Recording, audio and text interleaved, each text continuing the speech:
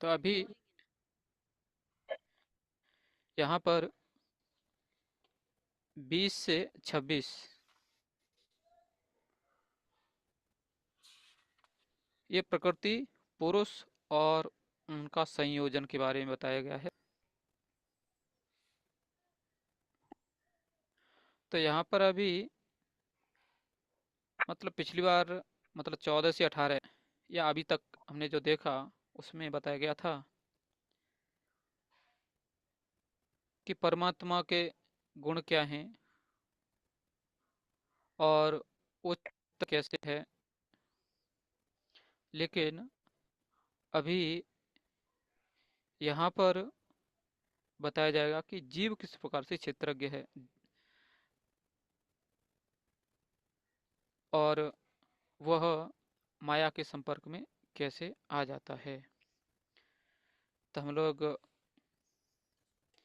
20वां श्लोक एक साथ ही पढ़ेंगे और बाद में कोई एक भक्त अनुवाद तथा तात्पर्य पढ़ेगा। गुणानेतानतीत्यन्त्रिन्देहि देह समुद्भवान् जन्म मृत्यु जरा दुखे विमुक्तो अमृतम अश्नुते। कोई भक्त पढ़ सकता है?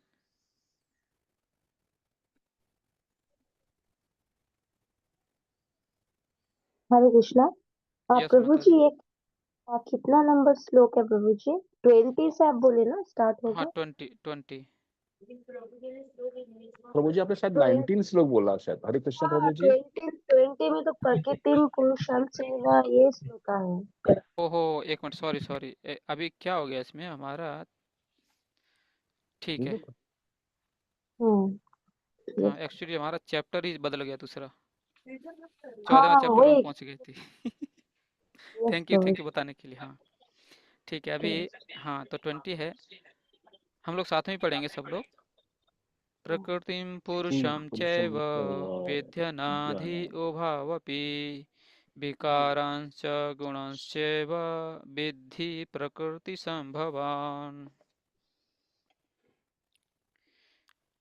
प्रभु जी तात्पर्य मैं पढ़ूं? पहले अनुवाद पढ़ लीजिए। ओके। अनुवाद। हम्म प्रकृति तथा जीवों को अनादि समझना चाहिए। उनके विकार तथा गुण प्रकृति जन्य है। हम्म तात्पर्य। तात्पर्य पढ़ो प्रभु जी। यस यस प्रभु। तात्पर्य। इस अध्याय के ज्ञान से मनुष्य शरीर जो कि क्षेत्र तथा शरीर की के ज्ञाता जीवात्मा तथा परमात्मा दोनों को जान सकता है। शरीर क्रिया क्षेत्र है और प्रकृति से निर्मित है। शरीर के भीतर बद्ध तथा उसके कार्यों का भोग करने वाला आत्मा ही पुरुष या जीव है। वह ज्ञाता है और उसके अतिरिक्त भी दूसरा ज्ञाता होता है जो परमात्मा है। निसंदेह यह समझना चाहिए कि परमात्मा तथा आत्मा एक ही भगवान की विभिन्न अभिव्यक्तियां हैं। जीवात्मा उनके शरीर है और परमात्मा उनका साक्षात अंश है। प्रभु जी आगे पढ़ूं? यस। ओके। प्रकृति तथा जीव दोनों ही नित्य हैं। तात्पर्य यह है कि वे सृष्टि के पहले से विद्यमान हैं। यह भौतिक अभिव्यक्ति परमेश्वर की शक्ति है और उसी प्रकार जीव भी है, किंतु जीव श्रेष्ठ शक्ति है। जीव तथा प्रकृति इस ब्रह्मांड के उत्पन्न होने के पूर्व से विद्यमान है। प्रकृति तो महाविष्णु में लीन हो गई और जब इसकी आवश्यकता पड़ती है तो यह महत्व के द्वारा महतत्व के द्वारा प्रकट हुई। इसी प्रकार से जीव भी उसके उनके भीतर रहते हैं। क्योंकि वे बद्ध हैं, अतएव वे परमेश्वर की सेवा करने से विमुख हैं। इस तरह वे उन्हें वैकुंठ लोक में प्रविष्ट होने नहीं दिया जाता, लेकिन प्रकृति के व्यक्त होने पर उन्हें भौतिक जगत में पुनः कर्म करने और वैकुंठ लोक में प्रवेश करने की तैयारी करने का अवसर दिया जाता है। इस भौतिक सृष्टि का यही रहस्य है। वास्तव में जीवात्मा मूलतः परमेश्वर का अंश है, लेकिन अपने विद्रोही स्वभाव के कारण वह प्रकृति के भीतर बद्ध रहता है। इसका कोई महत्व नहीं है कि ये जीव तथा श्रेष्ठ जीव किस प्रकार प्रकृति के संपर्क में आए, किंतु भगवान जानते हैं कि ऐसा कैसे और क्यों हुआ। शास्त्रों में भगवान का वचन है कि जो लोग प्रकृति द्वारा आकृष्ट हैं वे कठिन जीवन संघर्ष कर रहे हैं, लेकिन उन कुछ श्लोकों के वर्णन से यह निश्चित समझ लेना होगा कि प्रकृति तीन गुणों के द्वारा उत्पन्न विकार प्रकृति की उपज है। जीवों के सारे विकार तथा प्रकार शरीर के कारण है। जहां तक आत्मा का संबंध है, सारे जीव एक से हैं। हम्म। थैंक यू प्रभु जी। दंडवत। हरे कृष्णा। थैंक यू प्रभु आपका। अभी जैसे हम लोगों ने मतलब आपने पढ़ा होगा 7वें अध्याय में जो चौथा और 5वां श्लोक है। भूमिरापो नलोवायम खम मनोबुद्धिरेव च अहंकारम इति यम में भिन्ना प्रकृति अष्टधा।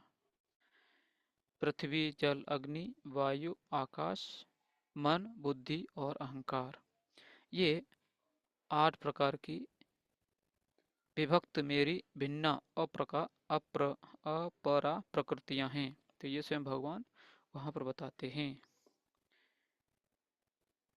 और 5वां है अपरेय मितस्त्वन्या प्रकृति विद्धि में पराम जीवभूतां महाबाहो यजेदम धार्यते जगत। हे महाबाहो अर्जुन, इनके अतिरिक्त मेरी अन्य एक परा प्रकृति है जो उन जीवों से युक्त है जो इस भौतिक अपरा प्रकृति के साधनों का विदोहन कर रहे हैं। तो ये भगवान का ही दोनों ही शक्तियां हैं। लेकिन अभी जैसे यहाँ पर बताया गया है कि जीव 2 प्रकार के हैं, लेकिन हो सकता है कि एक थोड़ा निगेटिव हो चुका है भगवान में ही, या भगवान के नियमों के विरुद्ध है वो, कि ऐसा ही क्यों। जैसे कभी कभी आपने देखा होगा कि कुछ लोग हमेशा ऐसा रहते हैं जहाँ पर भी कुछ भक्तों का समूह हो या फिर बाहर जहाँ पर भी लोग एक साथ आते हैं उनमें मतभेद होते ही हैं। तो ऐसे ही ये जीव हैं, तो जीवों में भी मतभेद रहते हैं और उनके ही अनुसार उनको शरीर दिया जाता है। तो यहाँ पर आप देखेंगे तो लास्ट में था कि आत्मा का संबंध है सारे जीव एक से हैं। जीव सब एक हैं, लेकिन उनके शरीर के अनुसार उनको बद्ध मतलब बांध दिया गया है।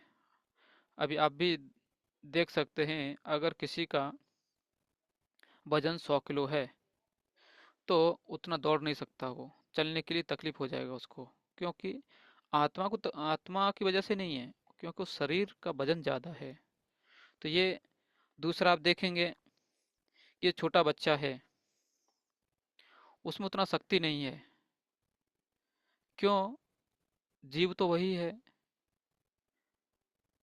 फिर आप देखेंगे बूढ़ा व्यक्ति, वो खुद अपना शरीर संभाल नहीं पाता है, कांपते रहता है हमेशा। कुछ भी बोलो वो चिढ़ जाता है, बहुत गुस्सा करता है। तो वास्तव में देखेंगे ये सब क्या है, उस व्यक्ति में शरीर के अनुसार जैसे ही शरीर में परिवर्तन हुआ, उसके विचारों में और कार्यकलापों में परिवर्तन आ जाता है। लेकिन अभी यहाँ पर था कि ये शरीर क्यों दिया गया था, तो ये यहाँ पर बताया गया है कि हमें बैकुंठ जगत भगवत धाम वापस जाना है, उसकी तैयारी करने के लिए दिया गया था। लेकिन क्योंकि हम अपनी ही दुनिया में घूमते रहे, जो है उसी को देखते रहे, तो अभी उसकी शक्ति ले ली जाती है तो शरीर बद्ध है, हम भी बद्ध ही रहते हैं, उससे बंधे हुए रहते हैं। ठीक है, अभी हम लोग आगे वाले चलेंगे। 21वां। हरे कृष्ण प्रभु जी। यस माता जी। प्रभु जी एक प्रश्न है इसी हाँ क्वेश्चन। एक्चुअली हाँ पहले बहुत गैप हो गया था, हम लोग यात्रा में गए थे तो बीच में क्लासेस मिस हो गया था कुछ, शायद ये कर दो। तो प्रभु जी यहाँ पर जैसे बोला गया प्रकृति तथा जीव दोनों ही नित्य है। प्रकृति मतलब तो हमारी ये हाँ भौतिक प्रकृति बोल रहे हैं। और प्रभु जी जीव हाँ इसमें हाँ, किसको यस बोल, यस माता जी। किसको बोल रहे हैं जीव? हरे कृष्ण।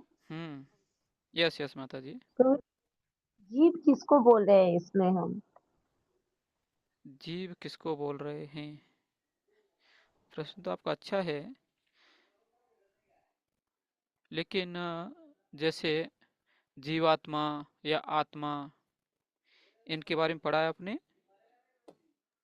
हाँ यस प्रभु जी। हाँ, तो जीव मतलब हम लोग हैं, जीवात्मा। हाँ तो तो जीवात्मा।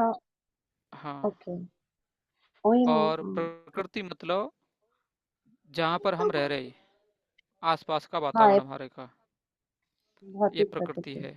हम्म तो अभी जैसे हमने शायद चर्चा किया था, दोनों ही प्रकृति और जीव दोनों ही नित्य हैं, लेकिन प्रकृति का स्वरूप बदलते रहता है।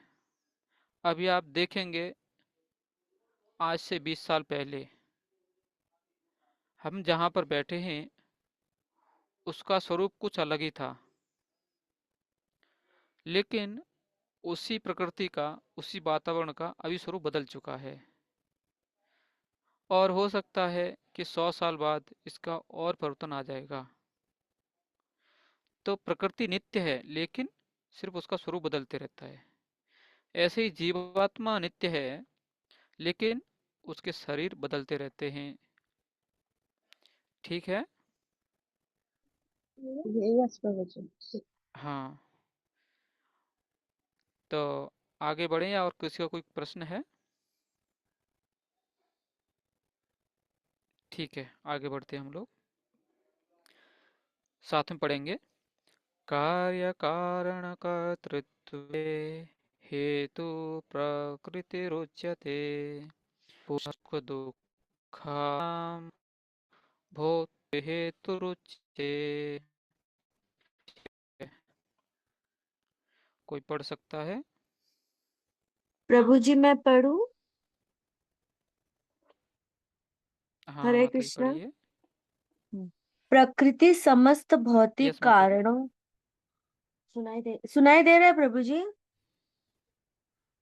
हरि बोल। यस माता जी। प्रकृति समस्त हाँ, भौतिक सुनाई दे रहा है माता जी।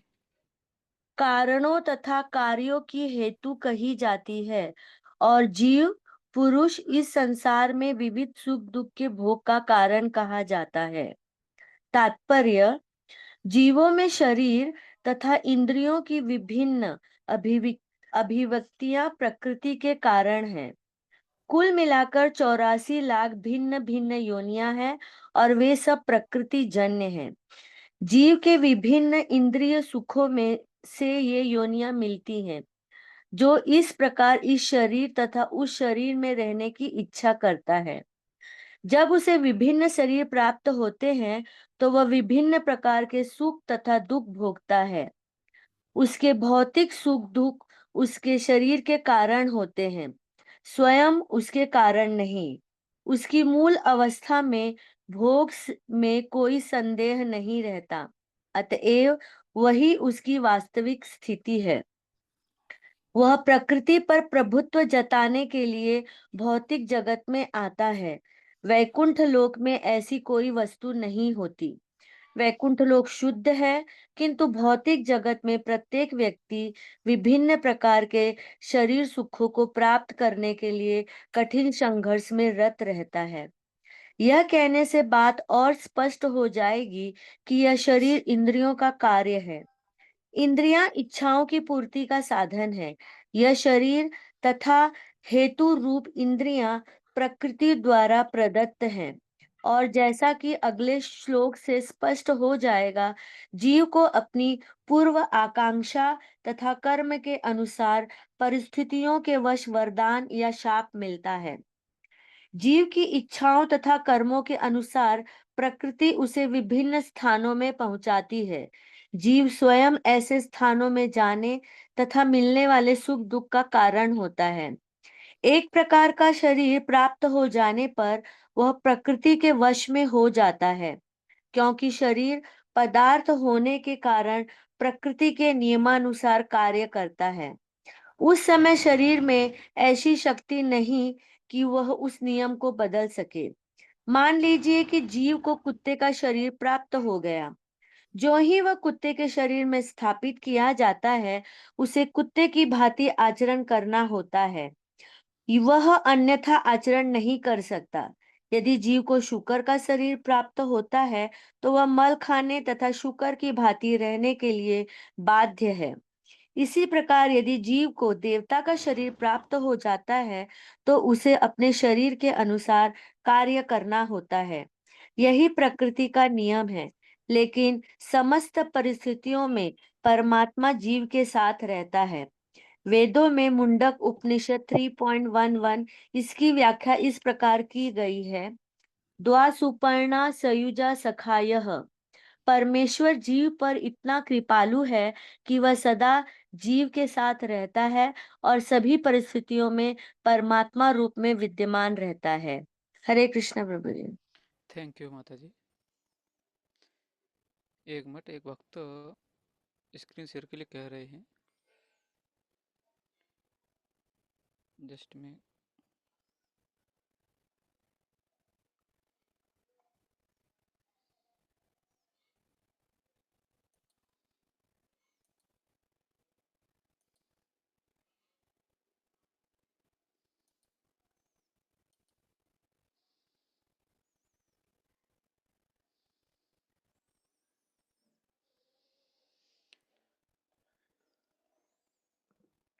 ठीक है, तो अभी हम लोगों ने 21वां श्लोक पढ़ा है।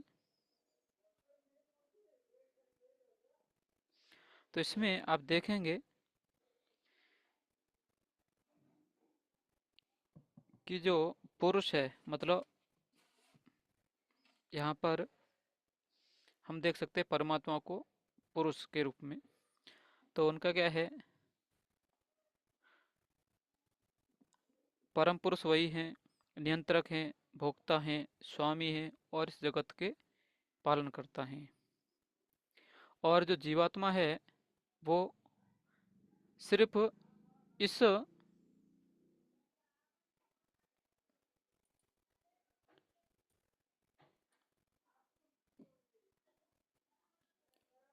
मतलब जो जीवात्मा परमात्मा की शक्ति है बस, और कुछ नहीं।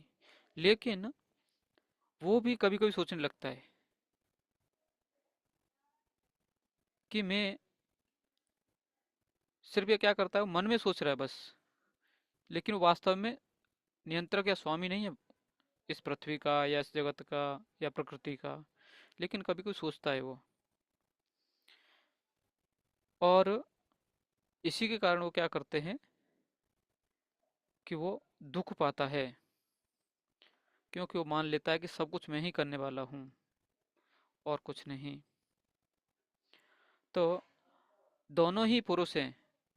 एक कौन है, परमात्मा है जो परम पुरुष है, और एक जीवात्मा है जो सिर्फ मान के बैठा है मैं पुरुष हूँ। जैसे आपने एक सुना होगा कि एक बार बैलगाड़ी जा रही थी, और जैसे कि आपने देखा होगा कभी गांव में जब बैलगाड़ी वगैरह जाता है तो बैल उसको खींचते रहते हैं, और क्योंकि लोग कुत्तों को पालते हैं तो कुत्ता भी साथ में चलते रहता है।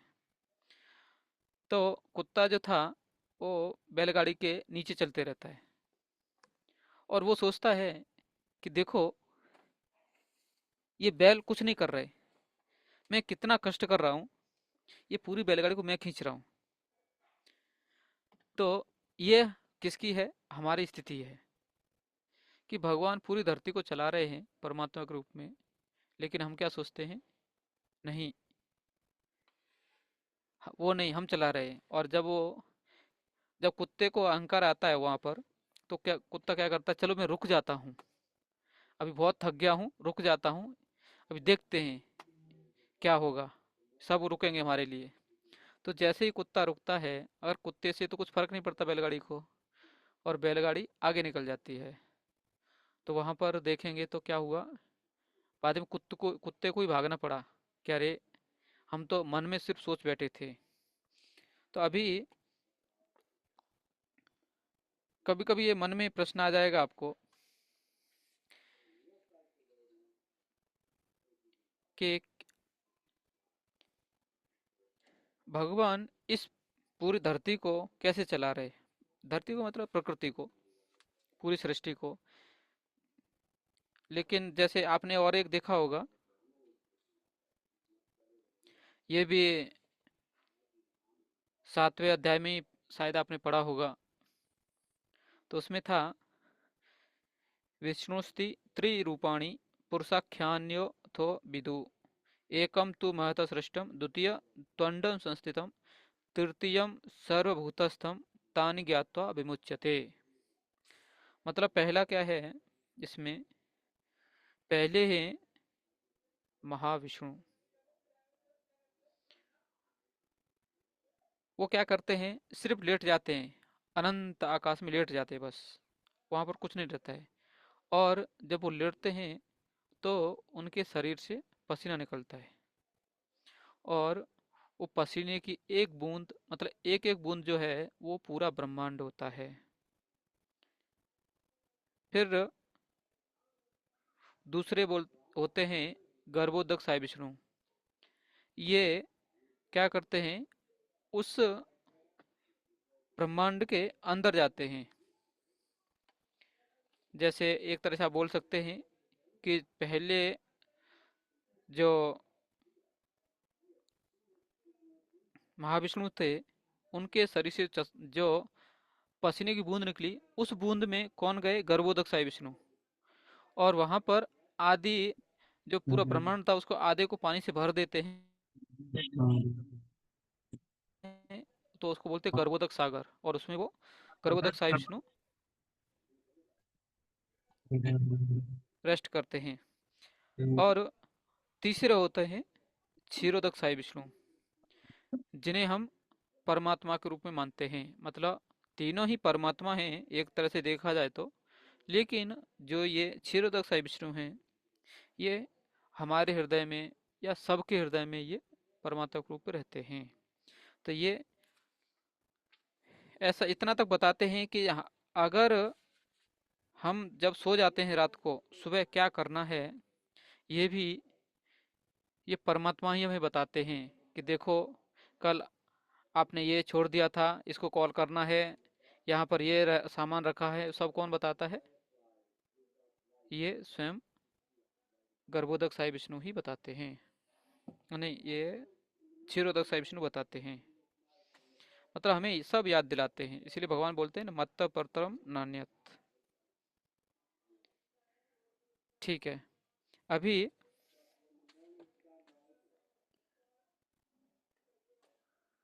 आप दूसरा देखेंगे, इसमें एक और लिखा है, दो सुपर्णा सयुजा सखाया सखाया, मतलब दोनों ही सुपर्णा, दो पक्षी हैं, बहुत सुपर्ण मतलब बहुत सुंदर उनके पंख हैं, सुपर्ण पक्षी को भी कहते हैं। तो और वो साथ में सयुजा, साथ में रहते हैं, और दोनों मित्र हैं।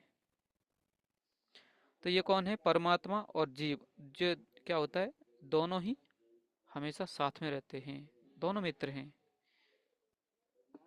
तो यहाँ पर आगे ज़्यादा कुछ बताया नहीं उसमें, क्योंकि आगे तो और भी आता है कि इस शरीर पर या शरीर रूपी वृक्ष पर जो फल परमात्मा सिर्फ देखता है, और जो आत्मा है, जीव है, वो अलग अलग फल चखते रहता है। तो फल होते हैं सुख और दुख, कभी रोता है बेचारा, कभी हंसता है, और सिर्फ परमात्मा देखते रहता है, ना उनको हंसने पर अच्छा लग रहा है, ना रोने पर अच्छा लग रहा है, बस, क्योंकि वो खुद ही फल चखना चाहता है बस।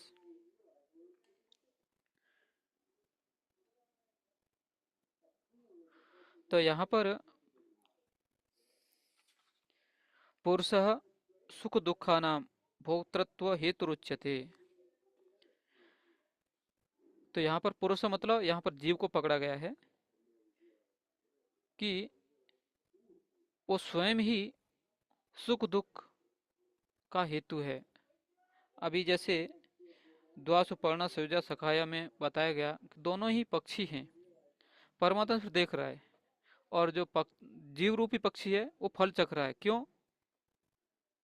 क्योंकि उसकी भोग वृत्ति है। अरे ये फल है, चलो चख लेते हैं। जैसे कई बार आपने देखा होगा, भक्तों में तो ऐसा नहीं होता है, फिर भी कोई बद्ध जीवात्मा रहते हैं तो कभी कभी ऐसा हो जाएगा। लेकिन बच्चों को आप देखेंगे तो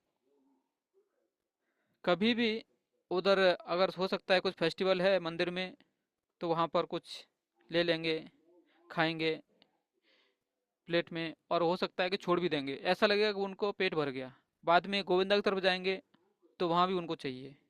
फिर कोई भक्त और कुछ प्रसाद बांट रहा है, समझो कोई मित्र है या आपका कोई मित्र है या उनका मित्र है, वो मतलब कुछ न कुछ चखते रहेंगे। फिर क्या बोलेंगे अंत में वो आपको?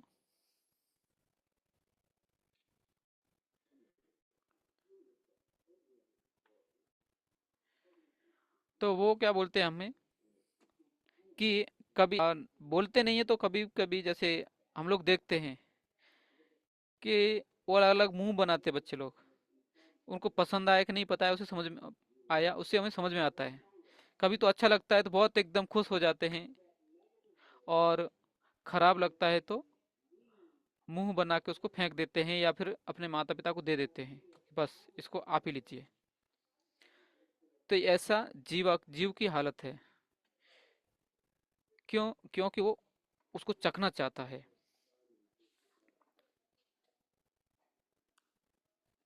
और जो प्रकृति है, कार्य कारणम कर्तृत्व हेतु प्रकृति रुच्यते, उसमें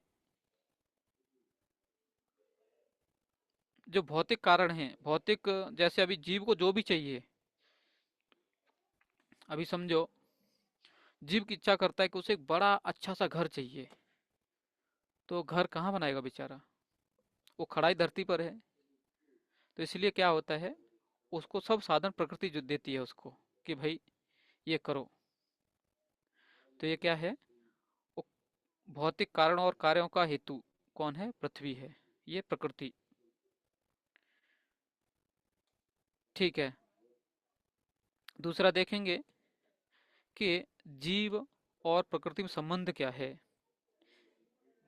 तो यहाँ पर है, प्रकृति एक तरह से आप पकड़ सकते हैं शरीर को। तो शरीर मतलब क्या है? क्योंकि हम इससे कुछ कार्य करते हैं। जैसे अभी हमने पिछली बार जो पिछले अध्याय में पढ़ा था, किस नैनम, क्या नैनम दहती पावक, इस शरीर को मतलब इस आत्मा को शरीर जला नहीं सकता। लेकिन क्या होता है, कभी कभी हम अपनी इच्छाओं के कारण क्या करते हैं, कुछ गरम गरम हाथ में ले लेते हैं।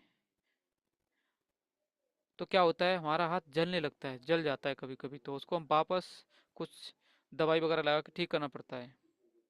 तो अभी देखेंगे तो आत्मा को तो शरीर जला नहीं सकता है। फिर अभी हम वापस दूसरी बार उसको क्यों नहीं पकड़ पा रहे? क्यों उसको दवाई करने के बाद ही हम उसको टच कर पाएंगे फिर से? क्योंकि ये क्या है, हमारी इंद्रियां ये क्या करती हैं, उनका एक लिमिट है, और वो हमें सुख दुख, ये शरीर किसके लिए है? हमें दुख देने के लिए बना है बस, और कुछ नहीं। कुछ सुख नहीं देता है ये, जितना देता है कुछ भी दुख ही देता है बस। और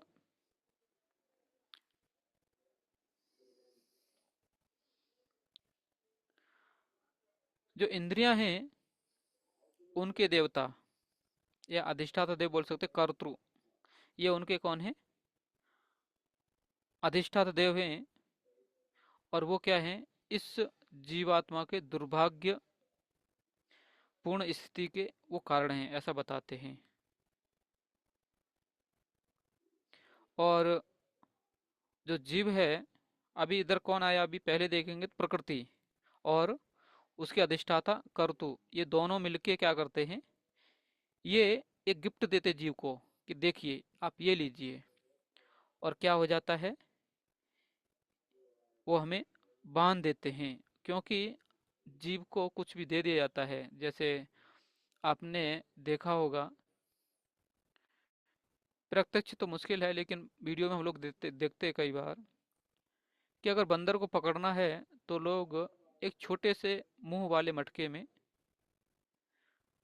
कुछ चना या दूसरा वस्तु डाल देते हैं, खाने का वस्तु, जिसका बंदर को अनुभव अच्छा रहता है, बहुत टेस्टी है। तो बंदर उस छोटे मुंह वाले मटके में हाथ डालता है, हाथ डाल सकता है, लेकिन जैसे ही वो चना भर के मुट्ठी बन जाती है उसकी, फिर वो खींचता है तो नहीं आता है। तो स्थिति हमारी है, क्योंकि अभी वो क्या सोच रहा है कि मटके ने हमारा हाथ पकड़ लिया, या कोई तो है जिसने हमारा हाथ पकड़ लिया, बात छोड़ नहीं रहा हमें। लेकिन छोड़ कौन नहीं रहा है? वो बंदर सिर्फ चना छोड़ने की जरूरत है बस। जैसे ही चना छोड़ देगा, उसका हाथ बाहर आ जाएगा। लेकिन वो ये भूल जाता है। ऐसे ही क्या है, क्योंकि ये दोनों मिलके, प्रकृति और कर्त देवता, इन्होंने हमें एक गिफ्ट दिया, शरीर। और शरीर मतलब किसको दिया? ये जीव को ये शरीर देते हैं, और शरीर से फिर जीवात्मा क्या करता है? अपनी पहचान बनाता है। मिथ्या पहचान होती है, लेकिन वो पहचान बना लेता है। इसी कारण वो फिर सुख और दुख दोनों ही भोगते रहता है। ठीक है, अभी हम लोग 22वां पढ़ेंगे।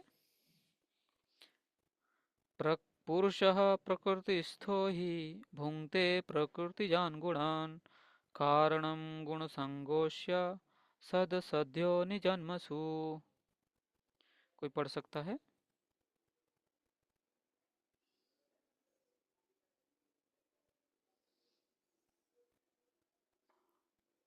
मैं हरे पढ़ूं कृष्णा। प्रभु जी? यस यस, चलेगा, पढ़िए। संकीर्तन धर्म प्रभु की जय।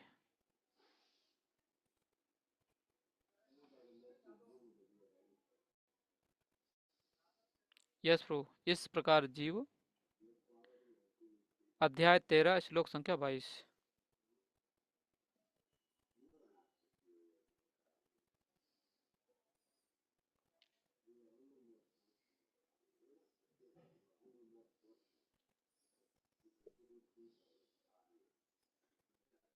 वो आप म्यूट पे हैं। संकीर्तन धर्म। प्रभु जी मैं हरे पढ़ती कृष्णा हूँ। प्रभु जी। हरे कृष्णा प्रभु जी, आवाज आ रही है? हरे कृष्णा। अभी आ रही है प्रभु। अरे प्रभु जी आ हाँ, रही है। इस प्रकार जीव प्रकृति के तीनों गुणों का भोग करता हुआ प्रकृति में ही जीवन बिताता है। यह उस प्रकृति के साथ उसकी संगति के कारण है। इस तरह उसे उत्तम तथा अधम योनियां मिलती रहती हैं। तात्पर्य: यह श्लोक यह समझने के लिए महत्वपूर्ण है कि जीव एक शरीर से दूसरे में किस प्रकार देहांतरण करता है। दूसरे अध्याय में बताया गया है कि जीव एक शरीर को त्याग कर दूसरा शरीर उसी तरह धारण करता है जिस प्रकार कोई वस्त्र बदलता है। वस्त्र का परिवर्तन इस संसार के प्रति आसक्ति के कारण है। जब तक जीव इस मिथ्या प्राकट्य पर मुग्ध रहता है, तब तक उसे निरंतर देहांतरण करना पड़ता है। प्रकृति पर प्रभुत्व जताने की इच्छा के फलस्वरूप वह ऐसी प्रतिकूल परिस्थितियों में फंसता रहता है।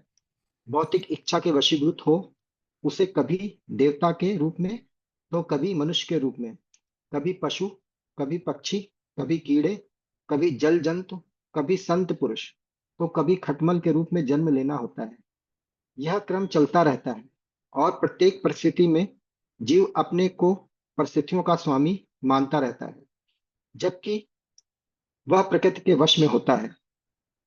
यहाँ यह बताया गया है कि जीव जिस प्रकार विभिन्न शरीरों को प्राप्त करता है वह प्रकृति के विभिन्न गुणों की संगति के कारण है। अतएव इन गुणों से ऊपर उठकर दिव्य पद पर स्थित होता है। यही कृष्ण भावनामृत कहलाता है।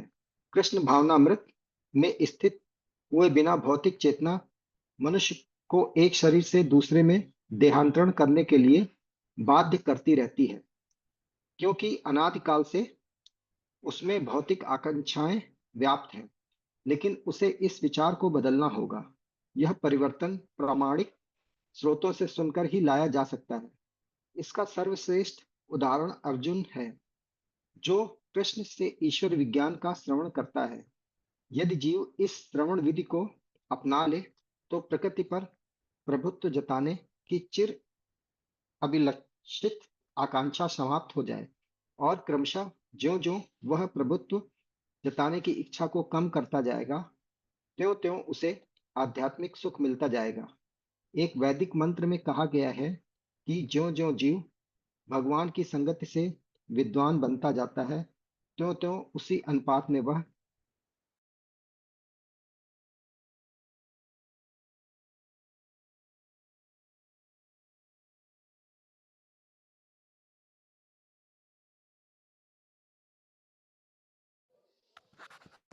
हरे कृष्णा। ठीक है। Yes bro.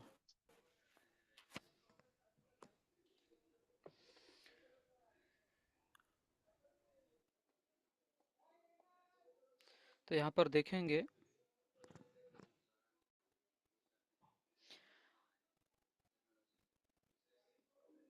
पुरुषः प्रकृतिस्थो ही, मतलब पुरुषः, जीव है ये। मतलब अभी हमने सुना था जीव दो प्रकार के, एक वास्तविक जीव परम पुरुष और दूसरा है जीवात्मा। तो यहाँ पर अभी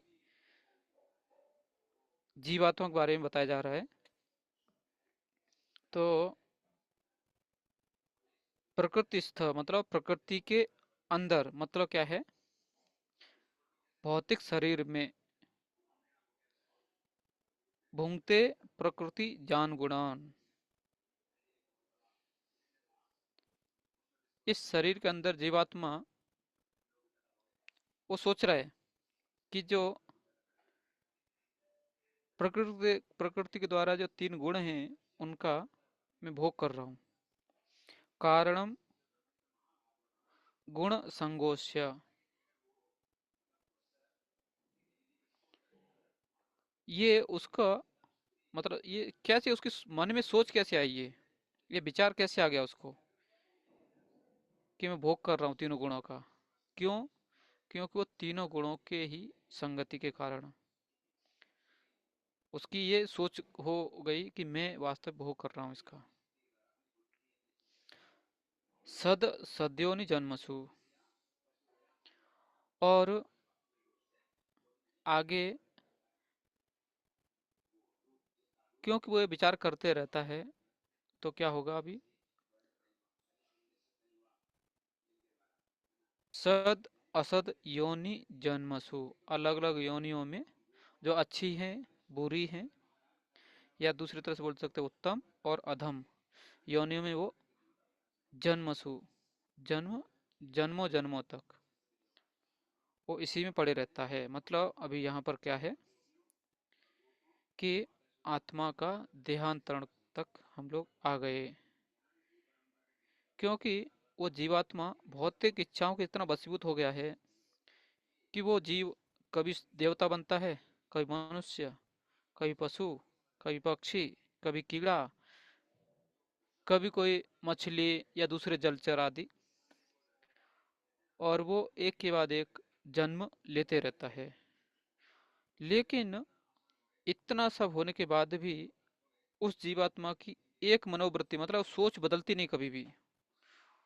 वो अपने को हर योनि में अपने को स्वामी मानता है, कैसा भी रहेगा, कितना भी दुख पाएगा, लेकिन वो ये नहीं बोलेगा कि नहीं हम बद्ध हैं, नहीं, वो नहीं बोले। वो क्या बोलेगा कि नहीं, हम ही एक स्वामी है, हम ही भोक्ता हैं। क्योंकि अभी क्या हो गया है, वो पूरी तरह से प्रकृति के गुणों के वो बस में हो गया बस। और क्योंकि उसकी प्रकृति के साथ एक गलत पहचान बन गई है और उसकी एक तुच्छ स्वतंत्रता है। भगवान उस जीवात्मा की जो थोड़ी स्वतंत्रता है उसमें कभी रोक टोक नहीं करते, लेकिन इससे होता क्या है कि वो दुरुपयोग करते रहता है और उतना ही दुख भोगते रहता है। जब तक ये रहेगा वो दुख भोगेगा ही। ठीक है, आपको अगर कुछ लगता है, कभी कुछ समझ में नहीं आ रहा है, तो आप बता सकते हैं।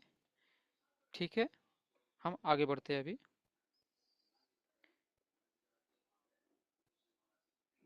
श्लोक संख्या 23। उपदृष्टा अनुमन्ता च भर्ता भोक्ता महेश्वर परमात्मेति चाप्युक्तो देहस्मिन् पुरुषः परः। कोई पढ़ सकता है?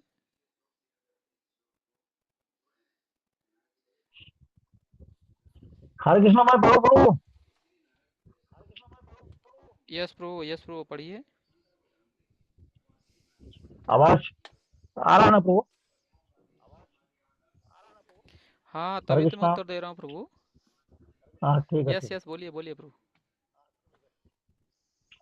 तो भी इस शरीर में एक अन्य दिव्य भोक्ता है जो ईश्वर है, परम स्वामी है और साक्षी तथा अनुमति देने वाले के रूप में विद्यमान है और जो परमात्मा कहलाता है।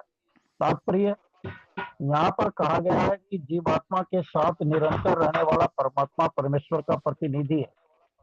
वह सामान्य जीव नहीं है, क्योंकि अद्वैतवादी चिंतक शरीर के ज्ञाता को एक मानते हैं। अतएव उनके विचार से परमात्मा तथा जीवात्मा में कोई अंतर नहीं है। इसका स्पष्टीकरण करने के लिए भगवान कहते हैं कि वे प्रत्येक शरीर में परमात्मा रूप में विद्यमान है। वे जीवात्मा से भिन्न है, वे पर है, दिव्य है। जीवात्मा किसी विशेष क्षेत्र के कार्यों को भोगता है, लेकिन परमात्मा किसी सीमित भोक्ता के रूप में या शारीरिक कर्मों में भाग लेने वाले के रूप में विद्यमान नहीं रहता, अपितु वह साक्षी अनुमति दाता तथा परम भोक्ता के रूप में स्थित रहता है। उसका नाम परमात्मा है, आत्मा नहीं। वह दिव्य है। अतः यह बिल्कुल स्पष्ट है कि आत्मा तथा परमात्मा भिन्न भिन्न है। परमात्मा के हाथ पैर सर्वत्र रहते हैं, लेकिन जीवात्मा के ऐसा नहीं होता। क्योंकि परमात्मा परमेश्वर है, अतः वह अंदर से जीव की भौतिक भोग की आकांक्षा पूर्ति की अनुमति देता है। परमात्मा की अनुमति के बिना जीवात्मा कुछ भी नहीं कर सकता। जीव भोक्ता है और भगवान भोक्ता या पालक है। जीव अनंत है और भगवान उन सब में मित्र रूप में निवास करता है। तथ्य यह है कि प्रत्येक जीव परमेश्वर का नित्य अंश है और दोनों मित्र रूप में घनिष्ठता पूर्वक संबंधित है। लेकिन जीव में परमेश्वर के आदेश को अस्वीकार करने की प्रकृति पर प्रभुत्व जताने के उद्देश्य से स्वतंत्रता पूर्वक कर्म करने की प्रवृत्ति पाई जाती है। क्योंकि उसमें यह प्रवृत्ति होती है, अतः वह परमेश्वर की तटस्थ शक्ति कहलाता है। जीव या तो भौतिक शक्ति में या आध्यात्मिक शक्ति में स्थित हो सकता है।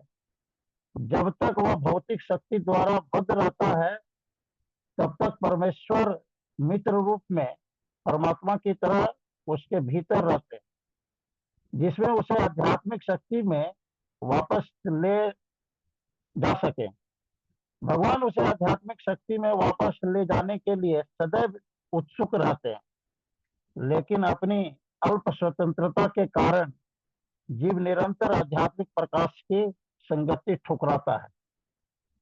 स्वतंत्रता का यह दुरुपयोग ही बद्ध प्रकृति में उसके भौतिक संघर्ष का कारण है। इससे भगवान निरंतर बाहर तथा भीतर से आदेश देते रहते हैं।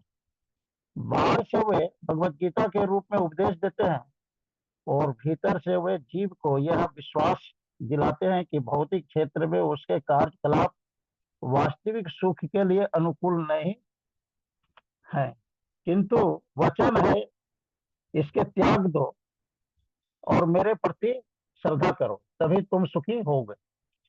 इस प्रकार से बुद्धिमान व्यक्ति परमात्मा में अथवा भगवान में श्रद्धा रखता है, वह सच्चिदानंदमय जीवन की ओर प्रगति करने लगता है। हरे कृष्ण प्रभु।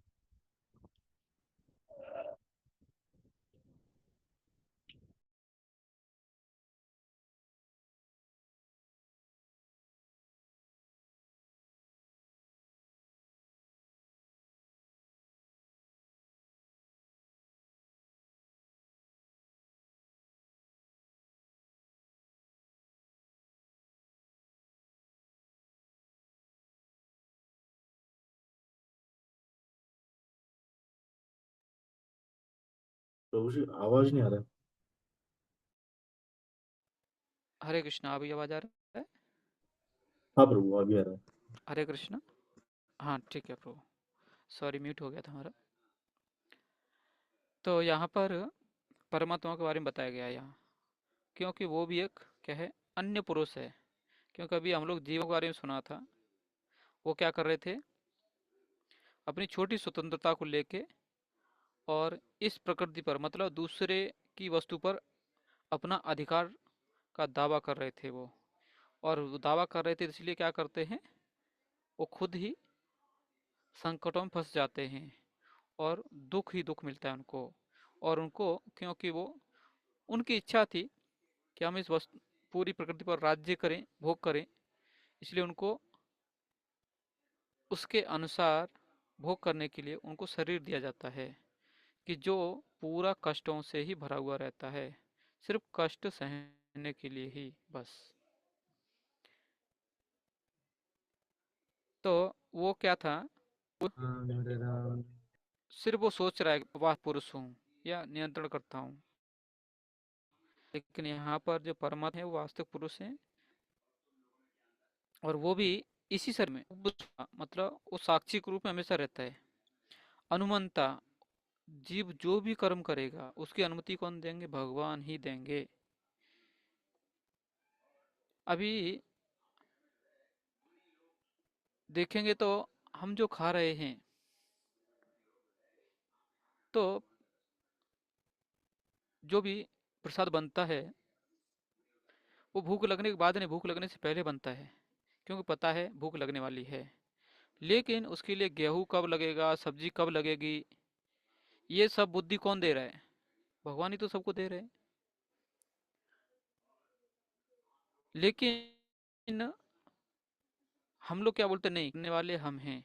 जैसे एक उदाहरण बता रहे वक्त, आपने किसी कारपेंटर को, बढ़ई को, जो लकड़ी का काम करते हैं उनको घर पर बुलाया और उसको बोला कि भाई टेबल चेयर बनाना है, हमारा बना दीजिए। और वो बना देता है, सब चेयर टेबल बनाता है। और साथ में क्या करता है, जैसे ही बन जाता है उन्होंने कोई लटके बीच पीठ पर रख के लेके जाने लगता है।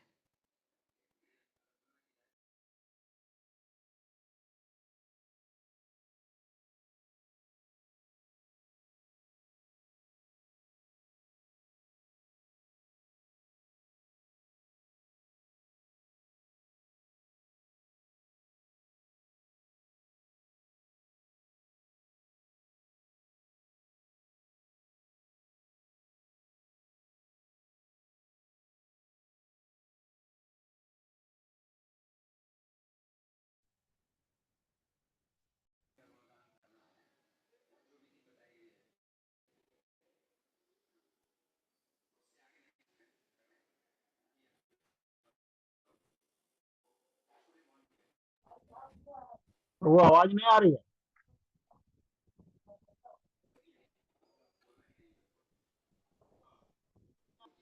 हरे कृष्णा कृष्णा कृष्णा हरे हरे, हरे राम राम राम हरे हरे।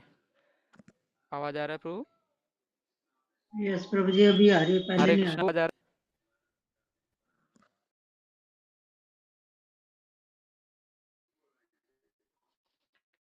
हरे कृष्णा आ रही है प्रभु जी। हरे कृष्णा कृष्णा कृष्णा हरे हरे, हरे राम राम हरे हरे। आ रही है प्रभु जी आपकी बात। हरे कृष्णा कृष्णा कृष्णा हरे हरे, हरे राम राम राम हरे हरे। प्रभु जी आपकी आवाज आ रही है? हरे कृष्णा। हरे कृष्णा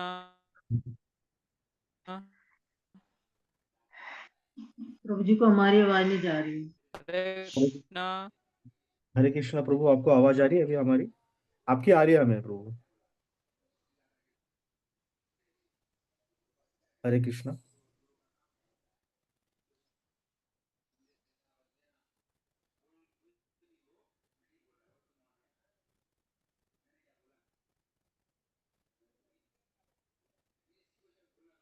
हरे कृष्णा।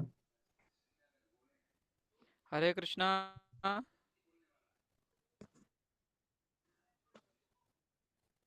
हरे कृष्णा कृष्णा कृष्णा हरे, हरे राम राम हरे। आवाज आ रहा है क्या प्रभु आपको?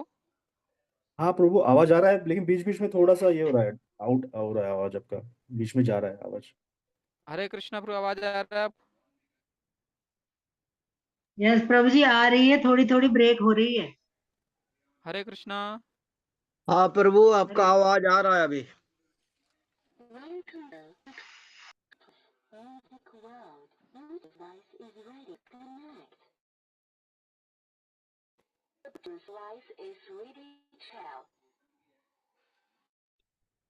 कृष्णा। बैकुंठ शरद प्रभु। हरे बोल। हरे कृष्णा प्रभु। हाँ हाँ माता जी। यस प्रभु, आ रहा है आपको आवाज? हाँ आवाज आ रहा है माता जी। बैकुंठ शरद प्रभु, आप हरे ना कृष्णा प्रभु। प्रभु जी को कॉल कीजिए। प्रभु जी को शायद सुनाई नहीं दे रहा है, कुछ प्रॉब्लम हो रहा है। देन आप उनको कॉल कर सकते हैं हाँ एक हाँ बार। आवाज आ ठीक है। रहा है? हाँ। हाँ उनका आवाज ब्रेक हो रहा है प्रभु। आप कॉल उनको कट कॉल हो रहा कीजिए, कॉल। है। प्रभु जी एक बार डिस्कनेक्ट करके दोबारा हरे कनेक्ट कृष्णा करें तो हरे आवाज सही हो जाएगी आई थिंक। प्रभु जी को शायद सुनाई नहीं रहा है, कुछ प्रॉब्लम हो रहा है। देन उनको भी कर सकते हैं। हरे कृष्णा हरे कृष्णा प्रभु जी आ रही है आपकी आवाज?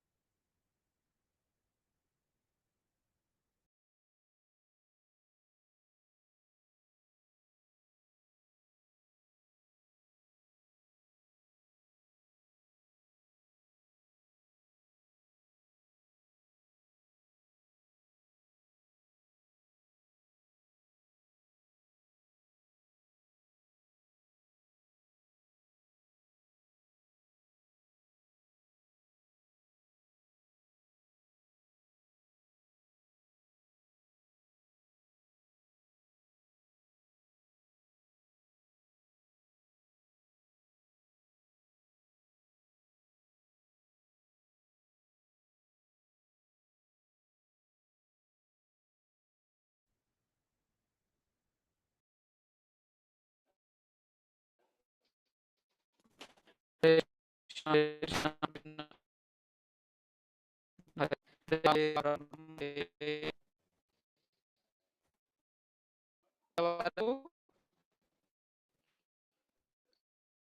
प्रभु क्लियर नहीं है आवाज, ब्रेक हो रहा है आपका आवाज।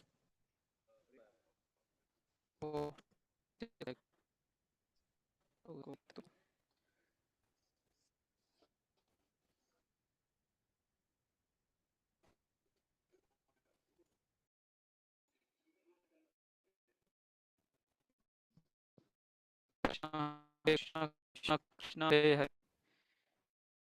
हरे राम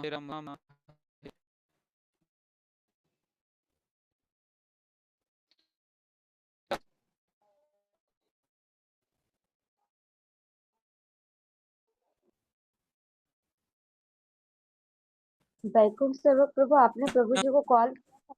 हाँ हाँ किया माता जी, वो बोले चेक करते करके कॉल किया। हाँ, उनको करने के लिए बोलिए, मतलब निकलने के लिए तो उनको बोला करने माता के जी लिए ने। बोलिए। ओके। हाँ बोला माता जी, मैंने कॉल किया था अभी। ओके, ठीक है। हाँ हाँ हाँ।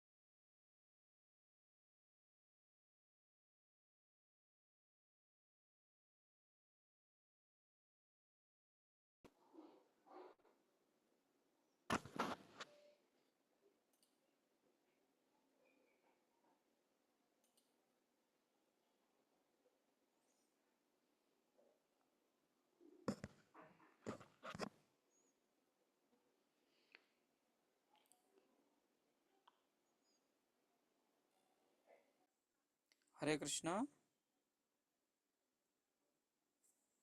हरे हरे कृष्ण हरे कृष्णा। प्रभु जी। कृष्णा प्रभु। हाँ यस प्रभु प्रभु, जी, अभी आवाज क्लियर आ आ रही रहा है है, आपकी। आवाज अभी क्लियर है, आ रहा है बोलिए। ना? ठीक है। हाँ हाँ, सॉरी, हाँ आपको लोग डिस्टर्ब हो गए थोड़ा सा, नो पता नहीं प्रॉब्लम। क्या हो गया इसको। हम्म,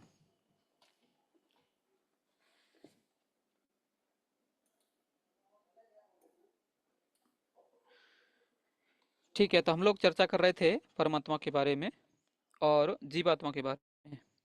तो यहाँ पर क्या था कि जीवात्मा जो भी कार्य करता है उसको ये परमात्मा ही अनुमति देता है, और उसके लिए जो भी भोग्य सामग्री चाहिए वो भी जीवात्मा ही सब तैयार करके रखता है। इसीलिए वास्तविक भोक्ता या स्वामी मतलब महेश्वर, ये सब कौन है? परमात्मा ही है। ठीक है, अभी हम लोग 24वां श्लोक पढ़ेंगे। यह एवं वेत्ति पुरुष प्रकृतिं च गुणैशः सर्वथा वर्तमानोऽपि न स भूयोऽभिजायते।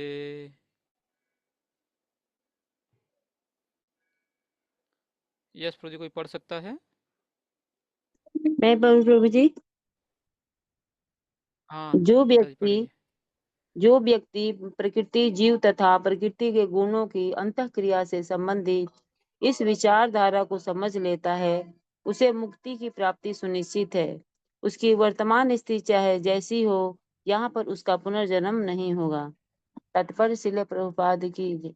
प्रकृति, परमात्मा, आत्मा तथा इनके अंतर संबंध की स्पष्ट जानकारी हो जाने पर मनुष्य मुक्त होने का अधिकारी बनता है और इस भौतिक प्रकृति में लौटने के लिए बाध्य हुए बिना वैकुंठ वापस चले जाने का अधिकारी बन जाता है। यह ज्ञान का फल है। ज्ञान यह समझने के लिए ही होता है कि दैव योग से जीव इस संसार में आ गिरा है। उसे प्रामाणिक व्यक्तियों, साधु पुरुषों तथा गुरु की संगति में निजी प्रयास द्वारा अपनी स्थिति समझनी है, और तब जिस रूप में भगवान ने भगवत गीता कही है उसे समझकर उसे समझकर आध्यात्मिक चेतना या कृष्ण भावनामृत को प्राप्त करना है। तब तब वह निश्चित है कि वह इस संसार में फिर कभी नहीं आ सकेगा। वह सच्चिदानंद में जीवन बिताने के लिए वैकुंठ लोक का भेज दिया जाएगा। हरे कृष्ण। हरे कृष्णा। तो एक्चुअली बहुत कुछ समझ नहीं दिया, तो मैं एक बार फिर से पढ़ लेता हूँ। जो व्यक्ति प्रकृति, जीव तथा प्रकृति के गुणों की अंतःक्रिया से संबंधित इस विचारधारा को समझ लेता है, उसे मुक्ति की प्राप्ति सुनिश्चित है। उसकी वर्तमान स्थिति चाहे जैसी हो, यहाँ पर उसका पुनर्जन्म नहीं होगा। तात्पर्य: प्रकृति, परमात्मा, आत्मा तथा इनके अंतः संबंध की स्पष्ट जानकारी हो जाने पर मनुष्य मुक्त होने का अधिकारी बनता है और वह इस भौतिक प्रकृति में लौटने के लिए बाध्य हुए बिना वैकुंठ वापस चले का अधिकारी बनता है। यह ज्ञान का फल है। ज्ञान यह समझने के लिए ही होता है कि देवयोग से ही जीव इस संसार में आ गिरा है। उसे प्रामाणिक व्यक्तियों, साधु पुरुषों तथा गुरु की संगति में निजी प्रयास द्वारा अपनी स्थिति समझनी है और तब जिस रूप में भगवान ने भगवतीता कही है, उसे समझकर आध्यात्मिक चेतना या कृष्ण भावनामृत को प्राप्त करना है। तब वह निश्चित है कि वह इस संसार में फिर कभी नहीं आ सकेगा। वह सच्चिदानंद जीवन बिताने के लिए वैकुंठ लोक भेज दिया जाएगा। तभी यहाँ पर है कि इस ज्ञान का फल मतलब हम अभी तक क्या सीखे, जो भी प्रकृति, पुरुष और भोक्ता के बारे में पढ़ रहे थे। क्योंकि जो पहले के ऋषि मुनि लोग हैं या भगवान भी हैं, उनको पता है कि कलयुग के जीव बिना चाहे बिना कुछ नहीं करेंगे, कुछ तो उनको चाहिए। तो अभी ठीक है, यहाँ पर बोल दिया कि जो भी इस ज्ञान को समझ लेगा या इनकी जानकारी रखेगा, क्या होगा, वापस इस पुनर्जन्म नहीं होगा उसका और वैकुंठ लोक जाएगा। प्रभुपाद जी तो लिख रहे हैं कि वैकुंठ चला जाएगा। तो अभी देखेंगे हम सब लोग या फिर कितने लोग भक्ति शास्त्री करते हैं या गीता कोर्स करते हैं, सबको ज्ञान हो चुका है कि हम शरीर नहीं, हम आत्मा हैं, ये प्रकृति क्या है, पुरुष क्या है, जीवात्मा क्या है, सब पता है। फिर इसका मतलब हो गया कि अभी सब लोग शुद्ध भक्त बन चुके। जब शुद्ध भक्त बन चुके, फिर भी हम आपस में झगड़ा क्यों करते हैं? जब हम दो भक्त मिलकर कुछ सेवा करते तो हम अपना ही सोचते हैं, नहीं इस भाव से रहेगा तो ही अच्छा होगा, वो बोलता नहीं उस भाव से होगा तो ही अच्छा होगा। तो ये क्या हो जाता है कि हम उस प्रोसेस में हैं, प्रोसेस मतलब पद्धति या विधि में लगे हुए हैं। जैसे अभी किसी बच्चे की इच्छा है डॉक्टर बनने की, तो अभी वो डॉक्टर बनना चाहता है और उसकी उम्र लगभग 5 या 10 साल है। तो क्या वो सीधा हॉस्पिटल जाके डॉक्टर बन सकता है? नहीं बन सकता। उसको स्कूल में जाना पड़ेगा, बाद में उसको डिग्री लेनी पड़ेगी। तो उसके लिए पहले क्या चाहिए? ABCD, अ आ इ ई और 1 2 3 4 1 2 3 4 ये सब उसको पहले पाठ करना पड़ेगा। अभी देखेंगे तो उसकी इच्छा डॉक्टर बनने की है, लेकिन ये उसको आगे जो भी लिखना रहेगा, उसको कुछ किसी को समझाना है तो इसको लिखने के लिए उसको हैंड राइटिंग भी चाहिए। लिखने के लिए उसको उतना बुद्धि होना चाहिए कि क्या सामने वाले ने लिखा है जो पढ़ सके। जैसे आपने देखा होगा कि दोनों में फर्क होता है। दो लोग शरीर की चिकित्सा करते हैं, पहला है डॉक्टर और दूसरा देखेंगे तो वैद्य। उनमें भी देखेंगे तो वैद्य रहते हैं वो लोग, हो सकता है कि बहुत ही कम, जैसे पुराने लोग देखेंगे वो सिर्फ क्या किया, अनुभव से ही सीखे। बस उनको पता है ये जड़ी बूटी कुछ इधर से मिक्स किया, उसको मिक्स किया, दे दो ठीक हो जाएगा, हो गया। लेकिन डॉक्टर लोग, उनको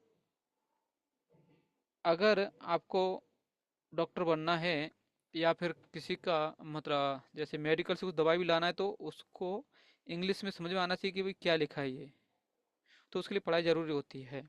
ऐसे ही इस शरीर में भले ही हम जा रहे कहाँ पर हैं, भगवत धाम जा रहे हैं, लेकिन अभी पहुंचे नहीं हैं, तैयारी कर रहे हैं हम लोग। हाँ, लेकिन इस जन्म में नहीं तो अगले जन्म में, अगले जन्म में नहीं तो अगले जन्म में हम पहुँचेंगे ज़रूर। तो यहाँ पर ये बताया गया है कि जो भी ये सुनेगा पढ़ेगा वो जाएगा, लेकिन उसकी मनोवृत्ति कैसी है, वो कितना सीरियस है। इधर क्या लिखा है, उसे प्रामाणिक व्यक्तियों, साधु पुरुषों तथा गुरु की संगति में निजी प्रयास द्वारा अपनी स्थिति समझना है। पहले क्या है, हम कहाँ पर हैं वो स्थिति समझो, बाद में हम ऐसा कंफर्म कर सकते हैं कि हाँ हमें कितना समय लगेगा, लेकिन लगेगा। और यहाँ पर यह भी दिया है कि पुनर्जन्म नहीं होगा, तो इसको दोनों ही कन्फ्यूजन रहेंगे फिर कि पुनर्जन्म नहीं होगा मतलब,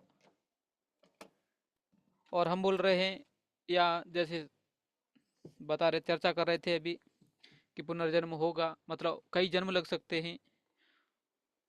तो क्योंकि फिर से वही आ जाएगी कि हम प्रकृति पर मतलब जो भोग करने की मनोवृत्ति है, जब तक ये रहेगी तब तक हमें वापस जन्म लेना पड़ेगा। जब हम समझ जाएंगे वास्तव में हम जीव हैं, हम इस शरीर द्वारा बंधे हुए हैं और इस हम प्रकृति को कंट्रोल नहीं कर सकते हैं, तो और वास्तव भोक्ता भगवान है, जब हम ये समझ के कार्य करने लगेंगे तो हम इस शरीर में रहते हुए भी मुक्त जैसा आचरण करेंगे और फिर से हमें पुनः जन्म नहीं लेना पड़ेगा। लेकिन जब तक हमारी मनोवृत्ति रहेगी ये संसार को कंट्रोल करना है, हमें भोग करना है, बार बार आना पड़ सकता है।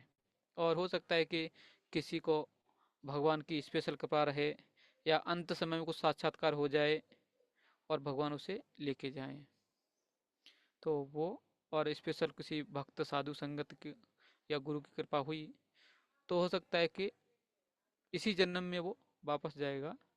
और लेकिन एक है कि उसको इच्छा अपनी छोड़नी पड़ेगी।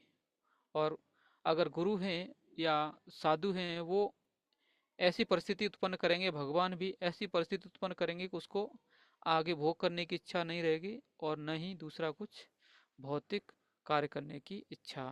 वो सिर्फ एक ही सोचेगा, भगवान की सेवा कैसे करना है। अभी आप देखेंगे तो जैसे प्रभुपाद जी के जो शिष्य थे वो लोग भी सब क्या सोचते हैं कि कहाँ जाएंगे, बैकुंठ जाएंगे, गोलोक जाएंगे?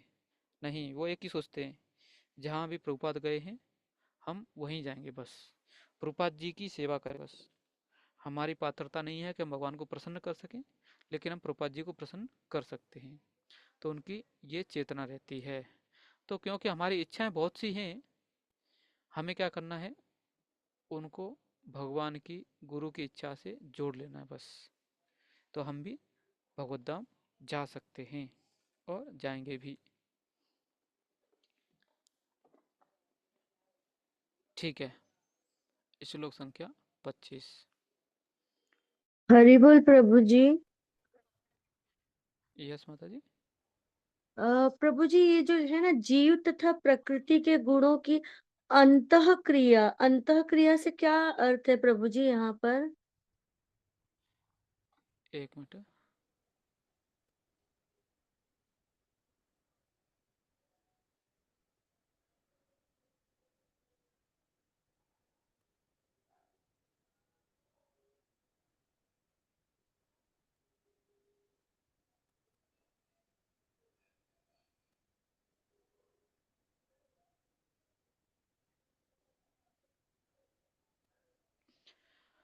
हाँ, तो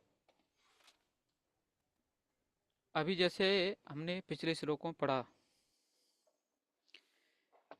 कि ये शरीर समझो हमें जो दिख रहा है,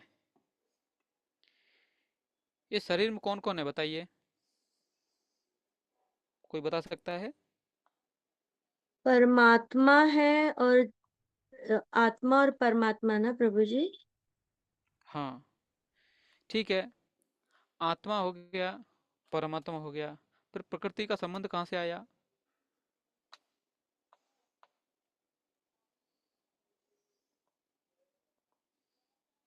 मन, बुद्धि और अहंकार से। वो भी हमारे मतलब शरीर के अंदर ही आते हैं। तो अभी जो एक श्लोक था ना 7वें अध्याय का 4था श्लोक।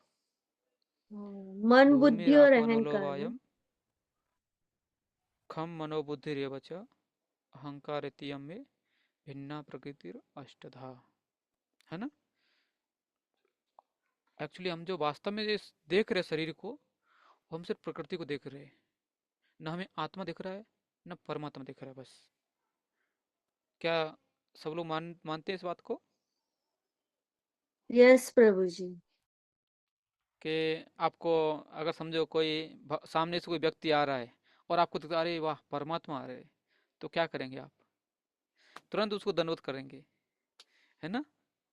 लेकिन हमें जो दिख रहा है वो प्रकृति दिख रही है। बस प्रकृति के जो लक्षण हैं, भूमि राप आप अनिल वायु खम, ये सब वही दिखते बस। लेकिन इसमें जो हमने बताया था, प्रकृति के 3 गुणों के कारण क्या हो जाता है, वो जीव उसमें अटक जाता है। किसमें? प्रकृति में। और क्योंकि जीव आ गया, जीव ने इच्छा की है, तो परमात्मा भी उधर ही आ जाते हैं। और दोनों ही परमात्मा उसको अनुमति देते जीव को, मैं ये करूं क्या, ठीक है कर कर। फिर अरे ये भी इच्छा है, ठीक है ये पूरी कर ले। तो ये कौन अनुमति देता है? परमात्मा देते हैं। तो ये अंतः क्रिया बोल सकते हैं इसको। इस जो हमने अभी प्रोसेस बताया, ये सब क्या है, मतलब ये सब एक शरीर के अंदर ही सब कुछ चल रहा है। लेकिन आपको बाहर से सब कुछ दिखता है क्या? नहीं, बस इतना दिखता है कि उसने उसको मारा, उसने उसको मारा, झगड़ा हो गया आराम से, और पुलिस आई उनको लेके गई। लेकिन प्रकृति ने उसको साधन दिया, जीव को, जीव की इच्छा थी लड़ाई करने की, परमात्मा ने उसको परमिशन दी, चल भाई तू जो करना है कर ले, तू सुधरेगा नहीं, जब अनुभव आएगा तब सुधरेगा। तो क्या होगा, इतना सब हुआ कब? उतना 2 सेकंड में। ये सब कुछ भी कार्य करने के लिए इतना सब परमिशन लगता है। तो ये अंतः क्रिया है, मतलब ये सब शरीर के अंदर ही सब कुछ हुआ। ठीक है। यस प्रभु जी। हाँ, और ऐसे दूसरा इधर भी देखेंगे आप, प्रकृति आत्मा परमात्मा, इनके अंतर संबंध की इस पर जानकारी हो जाने पर, तो ये है अंतःक्रिया। आपस में इनका संबंध क्या है, जो हमें बाहर से नहीं दिखता, अंतर हमारे अंदर में ही ये सब उनका चलते रहता है। ठीक है, हम लोग अभी 25वां श्लोक।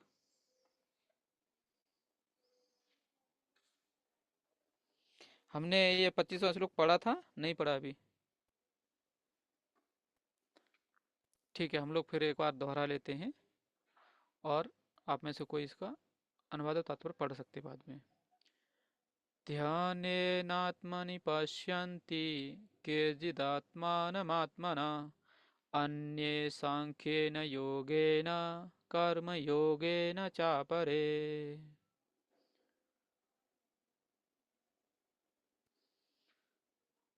कोई वक्त पढ़ सकता है?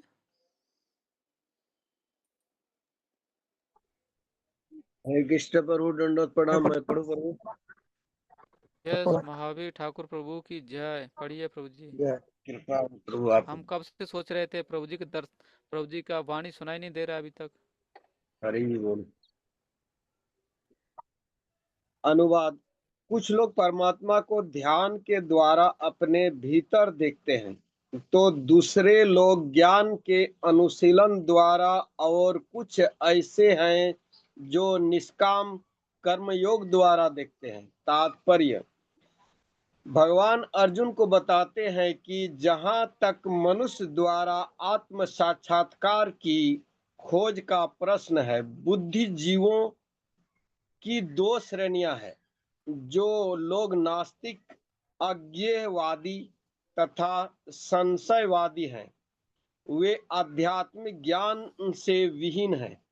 किंतु अन्य लोग जो आध्यात्मिक जीवन संबंधी अपने ज्ञान के प्रति श्रद्धावान हैं, वे आत्मदर्शी, भक्त, दार्शनिक तथा निष्काम कर्मयोगी कहलाते हैं। जो लोग सदैव अद्वैतवाद की स्थापना करना चाहते हैं, उनकी भी गणना नास्तिकों एवं संशयवादियों में की जाती है। दूसरे शब्दों में केवल भागवत भक्त ही आध्यात्मिक ज्ञान को प्राप्त करते हैं, क्योंकि वे समझते हैं कि इस प्रकृति के भीतर परे वैकुंठ लोक तथा भगवान है, जिसका विस्तार परमात्मा के रूप में प्रत्येक व्यक्ति में हुआ है और जो सर्वव्यापी है। निसंदेह कुछ लोग ऐसे भी हैं जो ज्ञान के अनुशीलन द्वारा भगवान को समझने का प्रयास करते हैं। इन्हें श्रद्धावानों की श्रेणी में गिना जा सकता है। सांख्य दार्शनिक इस भौतिक जगत का विश्लेषण 24 तत्वों के रूप में करते हैं और वे आत्मा को 25वां तत्व मानते हैं। जब वे आत्मा की प्रकृति को भौतिक तत्वों से परे समझने की सामर्थ्य होते हैं, तो वे यह भी समझ जाते हैं कि आत्मा के भी ऊपर भगवान है और वह 26वां तत्व है। इस प्रकार वे भी क्रमशः कृष्ण भावनामृत की भक्ति के स्तर तक पहुंच जाते हैं। जो लोग निष्काम भाव से कर्म करते हैं, उनकी भी मनोवृत्ति सही होती है। उन्हें कृष्ण भावनामृत की भक्ति के पद तक बढ़ने का अवसर दिया जाता है। यहाँ पर यह कहा गया है कि कुछ ऐसे लोग होते हैं जिनकी चेतना शुद्ध होती है और वे ध्यान द्वारा परमात्मा को खोजने का प्रयत्न करते हैं, और जब वे परमात्मा को अपने अंदर खोज लेते हैं तो वे दिव्य पद को प्राप्त होते हैं।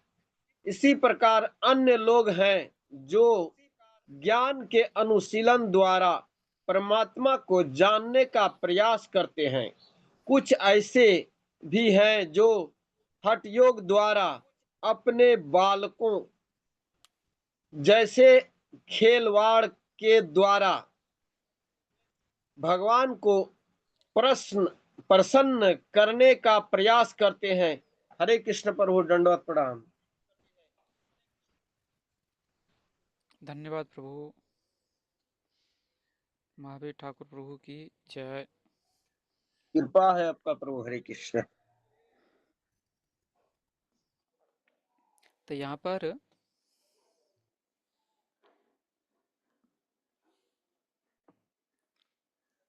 एक देखेंगे तो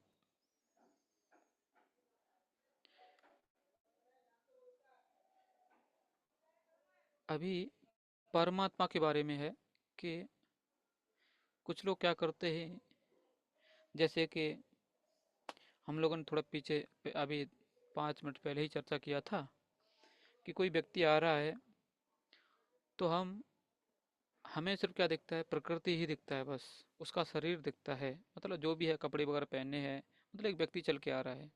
ऐसा नहीं दिखता कि परमात्मा चल के आ रहे हैं, या एक क्या है सिर्फ जीव चल के आ रहा है, या फिर तीनों एक साथ परमात्मा इधर बैठे हैं, इधर आ रहे, इधर से चल के आ रहे हैं, इधर प्रकृति मतलब उसका शरीर चल रहा है, इधर साइड में उसका आत्मा जीव चल रहा है, ऐसे तीन चल के आ रहे हैं, तो भी हम क्या करेंगे, उठ के भाग जाएंगे उधर से।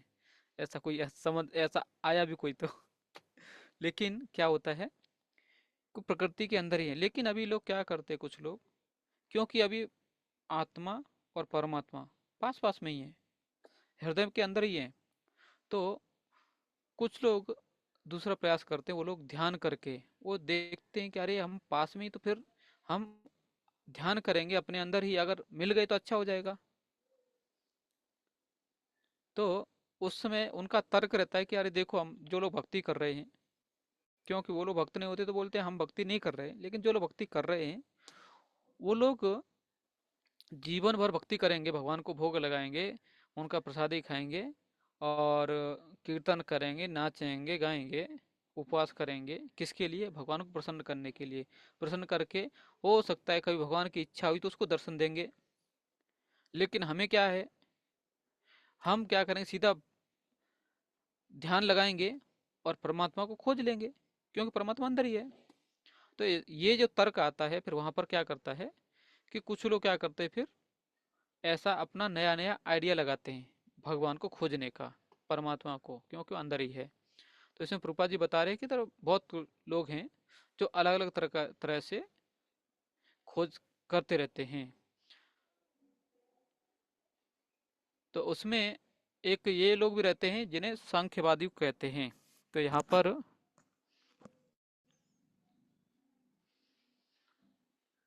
एक प्रभुपाद जी नाम बता रहे अद्वैतवाद की, अद्वैतवाद।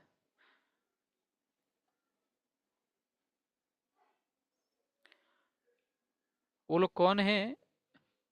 वो नास्तिक बोलते हैं ये। और दूसरे लोग हैं जो सांख्य दर्शन मानते हैं। अभी जैसे आपने शायद सुना होगा कि वैज्ञानिकों ने भी थोड़ा इस सांख्य दर्शन के अनुसार थोड़ा सा ट्राई किया। मतलब उन्होंने क्या किया कि शरीर में केमिकल्स क्या हैं वो सब निकाल दिए उन्होंने, क्या क्या है, क्या क्या मिलेगा, सब मिलेगा, सब निकाल दिया उन्होंने। लेकिन क्या ये शरीर में क्या है, किससे शरीर बना है, उसका कुछ जान के फायदा होता है? सिर्फ जान के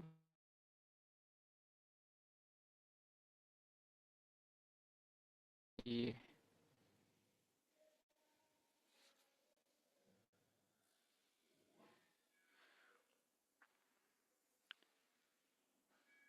इधर दूसरे जो लोग रहते हैं वो लोग जैसे सांख्य दर्शन वाले क्या करते हैं, हमारे 5 इंद्रियां, 5 तत्व, 5 कर्म इंद्रियां, 5 ज्ञान इंद्रियां, और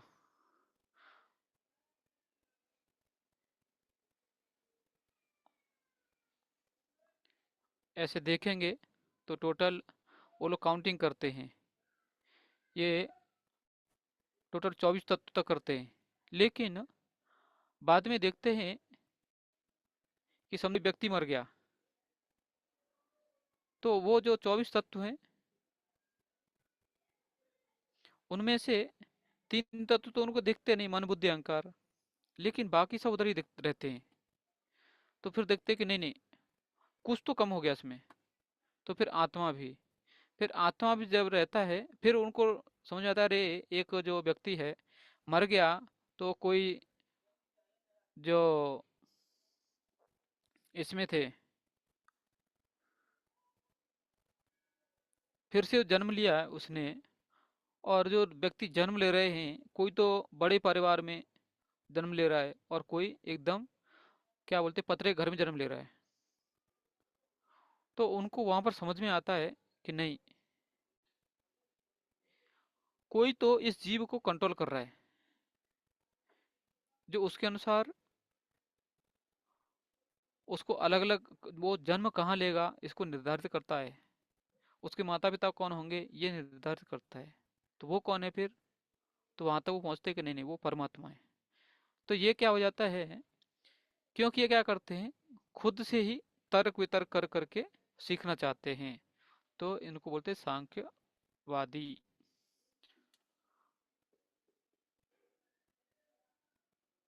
ठीक है। और प्रभुपाद जी यहाँ पर बता रहे हैं कि लेकिन अगर ये लोग प्रामाणिक रहे तो भगवान उनको बुद्धि देते हैं। भगवान कहते हैं कि ददामि बुद्धि योगम तम ये न माम उपयांति थे। अंत में क्या होता है, उनको बुद्धि होगी और वो भगवान की सेवा में आएंगे। क्योंकि अभी जो सांख्य दर्शन है वो सांख्यवादी भी वो क्या करेगा, जब उसको पता चलेगा कि परमात्मा नियंत्रण करता है जीवात्मा को तो अपने आप ही वो परमात्मा की सेवा करने के लिए प्रयास करेगा। तो परमात्मा पाएगा तो फिर उसका एक स्वरूप भी होता है, तो फिर क्या करेगा, भगवान के वहां तक आ जाएगा और फिर भगवान की सेवा करेगा।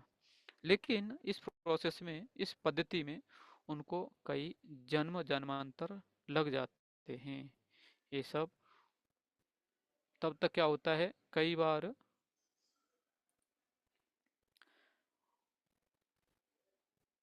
वो व्यक्ति मतलब और ज्यादा भटकते ही रहता है। वो कभी भी भगवान के पास कभी जल्दी भी आ जाता है, कभी और उसका कुछ मन या बुद्धि उसकी परेशान करते रहती है। और यहाँ पर अंत में प्रभुपाद जी बोलते हैं कि हठ योग ये क्या है, बालकों जैसे प्रयास। सिर्फ क्या होता है, वो भगवान ने शास्त्र दिए हैं उनका प्रयोग नहीं करता। वो भगवान की सेवा कैसे करे, नहीं, वो क्या करेगा, कुछ तो नया, जैसे बच्चों की तरह खेल करेगा और वो भगवान को प्रसन्न करना चाहेगा, बस, दूसरा कुछ नहीं। ठीक है, हम लोग अभी 26 पर चलेंगे।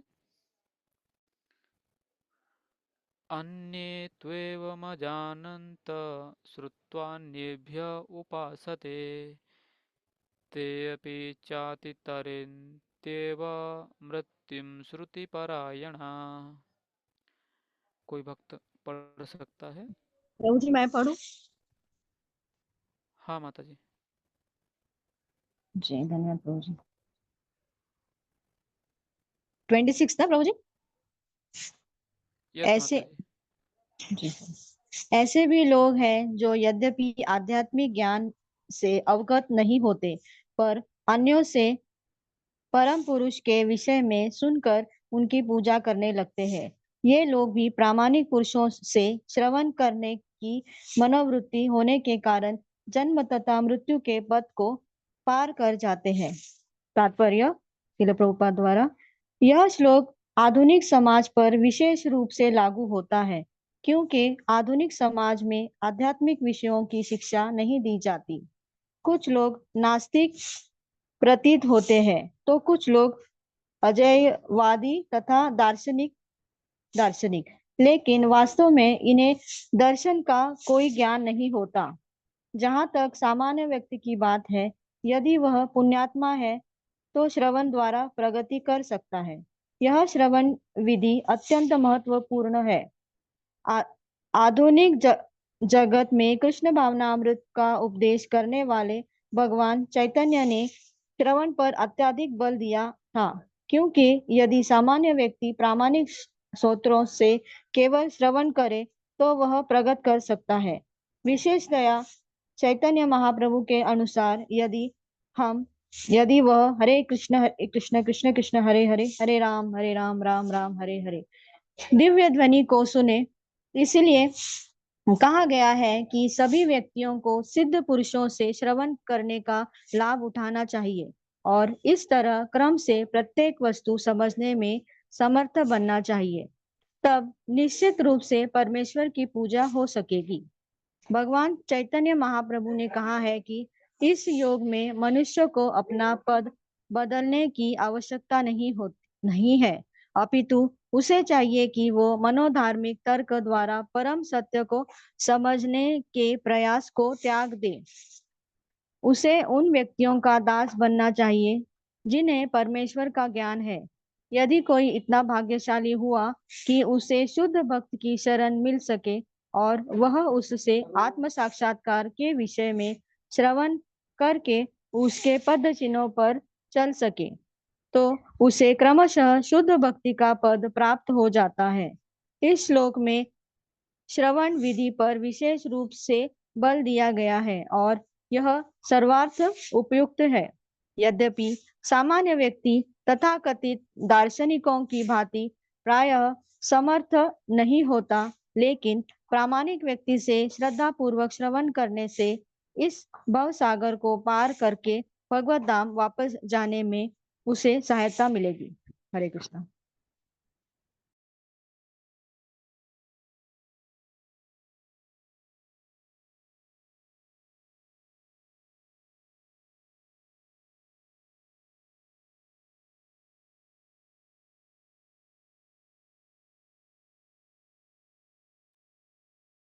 प्रभु जी आवाज नहीं आ रही। यस प्रभु जी, अभी आने लगा। यस प्रभु। हरे कृष्णा कृष्णा कृष्णा हरे हरे, हरे राम राम राम हरे हरे। तो इस श्लोक में जैसे कि अभी हम लोगों ने पढ़ा था कि प्रभुपाद जी भी लिख रहे हैं कि श्रवण विधि पर विशेष बल दिया गया है। तो यहाँ पर बताते भी हैं कि प्रभुपाद जी की वास्तव में उपयुक्त भी है, क्योंकि यहाँ पर एक शब्द आया था अजानंत। तो क्योंकि अभी तक हमारा क्या चल रहा था, ज्ञान होने पर, जान लेने पर, है ना। लेकिन यहाँ पर क्या था, समझो जिसको ज्ञान है ही नहीं वो कैसे पाएगा ये सब, और क्या कभी उसका उद्धार नहीं होगा, क्या वो कभी भगवत धाम नहीं जाएगा।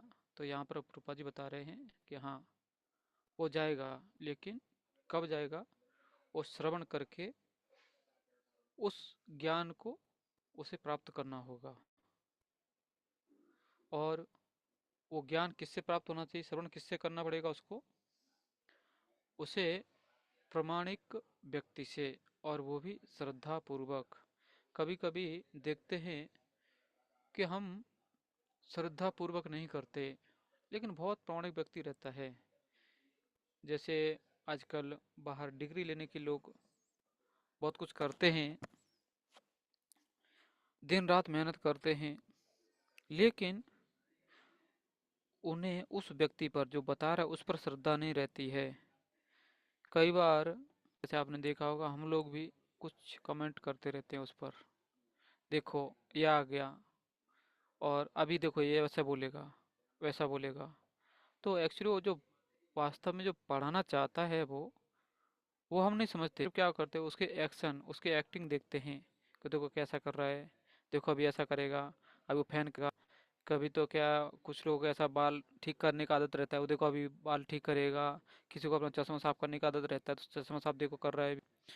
तो मेन क्या है कि अगर श्रद्धा नहीं है तो कितना भी प्रमाणिक व्यक्ति रहे, वो भी कितना भी सुने वो, लेकिन उसको भगवत धाम की प्राप्ति नहीं हो सकती। इसलिए हमें श्रद्धा पूर्वक श्रवण करना सीखना पड़ेगा। क्योंकि ऐसा बताते हैं, जैसे अगर बिना प्रयास के सोते हुए शेर के मुंह में भी हिरन नहीं जाता है। हाँ, हिरन को मार के खाना शेर का धर्म है। शेर क्या करेगा, हिरन को ही मार के खाएगा, मतलब मांसाहारी जीव है तो, और जंगल से पशुओं को ही खाएगा। लेकिन अगर शेर सो रहा है तो जानबूझ के हिरन उसके मुंह में नहीं जाता है कि भाई तू खा, हमें नहीं। तो ऐसे ही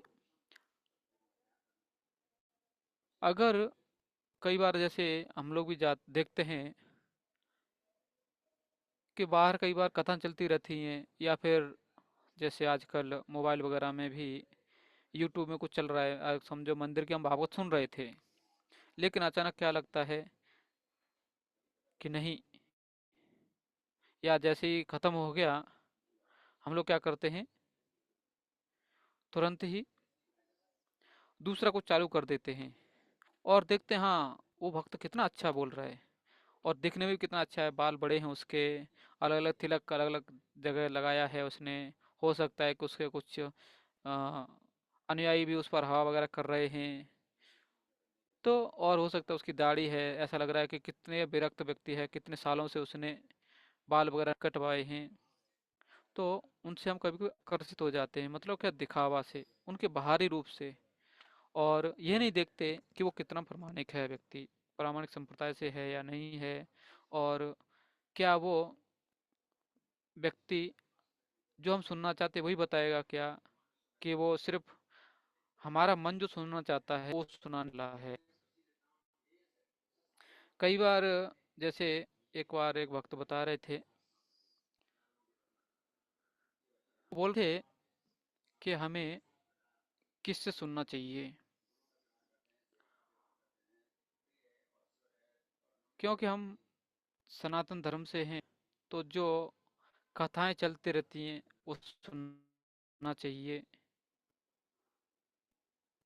ठीक है, उसमें भी क्योंकि हम कृष्ण भक्त हैं तो कृष्ण की कथा में ज़्यादा रुचि होनी चाहिए। मतलब अगर कथा दूसरे किसी पुराण पर है तो उसमें हम ज़्यादा रुचि नहीं दिखाइए कि हाँ बोलिए बोलिए आगे क्या हुआ। नहीं, नहीं तो क्या है कई बार, जैसे अभी, हाँ ये कौन सा पार्ट है उसका, यूट्यूब में हम लोग देख रहे हैं, हाँ ये कौन सा पार्ट है, ये खत्म हो गया चलो और इसका अगले का पार्ट किधर है, तो उसमें हम लोग घुस जाते पूरा। तो ये क्या है, हमें उसमें उतनी रुचि नहीं दिखानी चाहिए, क्योंकि ये सब क्या है, हमें फिर से ही कर्म कांड में लगाने का डर है, वो वापस हमें कर्म कांड में लगा देगा। सिर्फ भागवतम ही है जो हमें गोलोक या बैकुंठ का रास्ता दिखाएगा। फिर दूसरा कि उसमें भी कथाएं चल रही हैं, हम कृष्ण की कथा ही पसंद करेंगे, भागवत भगवद्गीता ग्रंथों को ही स्वीकार करेंगे। फिर हो सकता है कि भागवत बोलने वाले बहुत से होंगे, भागवत पर ही चर्चा करेंगे, कृष्ण पर ही चर्चा करेंगे, लेकिन हम फिर ऑप्शन में देखते हैं कि वहाँ पर कोई गौड़ीय वैष्णव है क्या, जहाँ फिर हम क्या करें, उनके मुख से सुनना पसंद करेंगे। फिर और भी जब आगे हम देखेंगे तो हम देखते हैं कि गौड़ीय वैष्णव में भी अलग अलग हैं। राधा कृष्ण की पूजा करने वाले बहुत से लोग हैं, चैतन्य महाप्रभु के बाद भी बहुत से लोग आए, अलग अलग परंपराएं उनकी चालू हुई। तो हम लोग क्या करते हैं कि देखते हैं कि कहीं इस्कॉन का भक्त कोई है क्या, तो हम क्या कर तो हमें ये कभी भी देखना चाहिए कि हम अपनी परंपरा में, क्योंकि चैतन्य महाप्रभु के बारे में जो बता सकता है और राधा कृष्ण के बारे में भी जो बोल सकता है, और ये भी शास्त्रों से और गुरु के द्वारा प्रमाणित हो, साधुओं के द्वारा प्रमाणित हो, वो सुन सकते हैं। तो ये क्या है, ये प्रमाणिक व्यक्ति है बस। नहीं तो श्रद्धा पूर्वक हम सुनेंगे, लेकिन व्यक्ति प्रमाणिक नहीं होगा, फिर भी हमें समस्या हो सकती है। समस्या ये होगी कि हम भाव सागर में पड़े रहेंगे और भगवत धाम वापस नहीं जाएंगे। ठीक है, अभी हम लोग 27 में लेते हैं। किसी कोई प्रश्न है क्या? हमारा आवाज आप लोगों को आ रहा है क्या? यस प्रभु जी जी। ठीक है, मुझे आ रहा है। हाँ आ रहा है ना, नहीं तो मैं ही बोलते जा रहा हूँ बोलते जा रहा हूँ बोलते जा रहा हूँ, ऐसा नहीं होना चाहिए। तो अभी यहाँ से 27 से मुझे आ रही 35 है आवाज। यहाँ पर ज्ञान चक्षु के बारे में बताया जाएगा। तो अभी उस टॉपिक पर जाने से पहले हम सोच रहे हैं कि अगर इसमें किसी को कुछ प्रश्न वगैरह है तो पूछ सकते हैं, या नहीं तो 5 मिनट में हम लोग ये डिस्कशन कर लेते हैं कि हमारा अगला बैच कोऑर्डिनेटर कौन रहेगा। किसी की इच्छा है?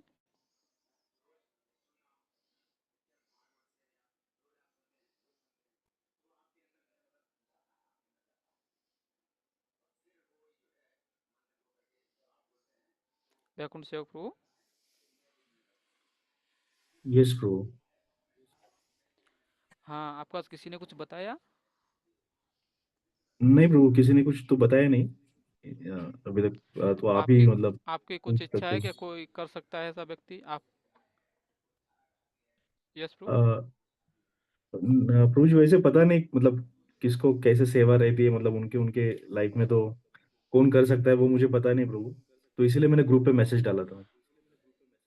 हाँ नहीं तो आप, हम ये पूछ रहे हैं कि ये सेवा करने के लिए कितना समय लगता था और क्या क्या करते थे, आप बता दीजिए भक्तों को। हाँ, जैसे कि अभी आपसे कुछ अपडेट आता है, मतलब टीचर से कुछ अपडेट जो आता है वो हमें शेयर करना पड़ता है। एग्जाम के लिए जो कुछ जब जब एग्जाम के टाइम पे थोड़ा सेवा होता है। हम्म। सिर्फ कोऑर्डिनेट करना है, ज्यादा इतना नहीं होता वैसे। जैसे कि अभी ये क्लास में जो चल रहा है सबको म्यूट करना, कोई म्यूट पे ना हो। या कुछ अपडेट हो तो अपडेट शेयर करना है हमें डिवोटीज के साथ, तो वही होता है प्रभु। अटेंडेंस लेना। तो प्रिया मोहिनी माता जी मतलब सपोर्ट कर रही है मुझे अभी, वो अटेंडेंस वगैरह लेती है अभी भी माता जी। उनसे ही मैं सीखा हूँ सब, माता जी से।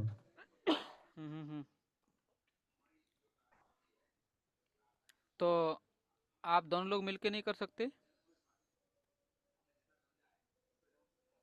मुझे थोड़ा अभी एक 2-4 महीना थोड़ा मतलब मुझे बहुत ज्यादा बर्डन है ऑफिस से, तो इसीलिए और कुछ प्रॉब्लम नहीं। तो सेवा अगर ठीक से नहीं होगा तो प्रॉब्लम होगा ना प्रभु जी, इसीलिए हाँ, मैंने नहीं नहीं सोचा कि कोई और कर सकता है। हरे कृष्णा। हरि बोल। यस माता जी। हाँ प्रभु जी, मैं प्रिय मोहिनी देवदास से बोल रही हूँ।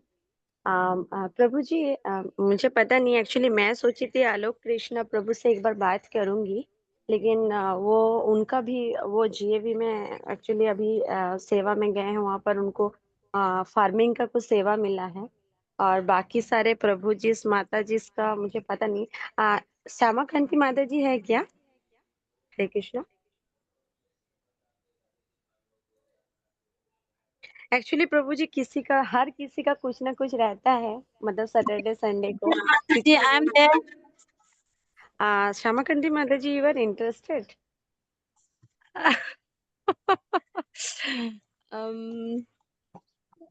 मैं तो ऑलवेज हूँ, इसका कैन कुछ बात नहीं। कोशिश कर सकती हो। हाँ तो माता जी, फिर एक्चुअली मैं आपको असिस्ट करूंगी जो भी है, जैसे मैं बैकुंठ सेवक प्रभु को करती थी, तो I'll be वैसे ही। हाँ, मैं तो डेफिनेटली हूँ। प्रभु जी को एक्चुअली बहुत हेडेक हो रहा है अभी, तो इसलिए मैंने प्रभु जी को ज्यादा फोर्स भी नहीं किया। तो आप माता जी बन सकते, क्योंकि मैं ऑलरेडी कोऑर्डिनेटर हो गई हूँ 5 मंथ 6 मंथ, बहुत ज्यादा। तो सबको ही एक्चुअली सेवा को लेना चाहिए थोड़ा, मतलब क्या है नहीं है। तो अगर आप फ्री है माता जी तो आप कर सकते हैं। हरे Yes, I'm कृष्णा always. माता जी मैं लेना तो चाहती हूँ, लेकिन मुझे आता नहीं है कुछ। मुझे ना ये सब करना नहीं आता है। एक्चुअली माता जी, ये करने के लिए बहुत सारे मोबाइल को ना चलाने में थोड़ा एक्सपर्ट होना पड़ेगा, क्योंकि ये जो होता है, जो इन्फॉर्मेशन जैसे प्रभु जी बोले, वो तुरंत तुरंत आपको मतलब भेजना, फिर बीबीआरबी से बहुत कांटेक्ट करना पड़ता है, ठीक है। ये जो भी इन्फॉर्मेशन ना, उनसे कांटेक्ट करके करके मतलब उनसे बात करना पड़ता है हर इन्फॉर्मेशन के लिए। मैं तो डेफिनेटली करती हूँ, लेकिन वो भी ये सब सारे सेवा, और थोड़ा एग्जाम के टाइम तो सेवा आ जाता है पेपर्स को लेकर, बहुत कोई पेपर्स अपलोड नहीं कर नहीं पाते हैं, तो वो लोग का